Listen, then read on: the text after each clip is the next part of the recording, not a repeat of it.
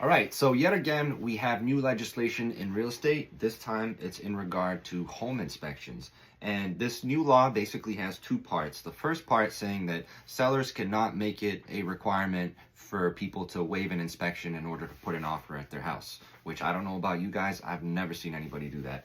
And the second part of this law makes it so that the seller of a home cannot know in advance that a buyer intends to waive an inspection.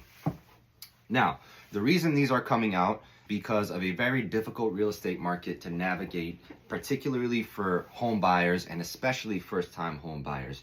Now, this article cites that a lot of people are being outbid when they go to buy a home. They're being outbid by people with cash, by investors, by people that are ready and willing to waive inspections, which is disadvantaging first-time home buyers.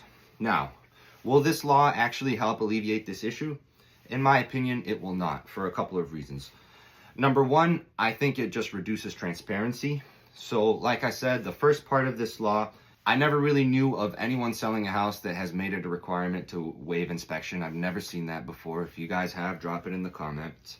And the second part of this in regards to transparency, because just like that new law that came out where sellers are no longer required to pay the buyer's agent's commission, it didn't actually stop the sellers from paying the buyer's agent's commission. It just made it so that it's not written out or spelled out anywhere, particularly the MLS or anywhere else.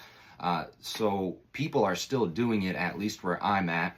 I hear people are still doing that, and I think the same thing will happen with this, where just because you can't speak about it or just because it can't be communicated in some kind of way, people will find workarounds, and really all this leads to is reduced transparency, which with any type of business or exchange, in my opinion, is not a good thing. If you look at the statistics, institutional buyers, according to a Yahoo Finance article from last year, make up less than 5% of buyers of single-family homes.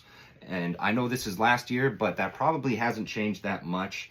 And so to make the argument that this law is needed to fight institutional buyers is pretty much null and void, because there's not that much of them out there.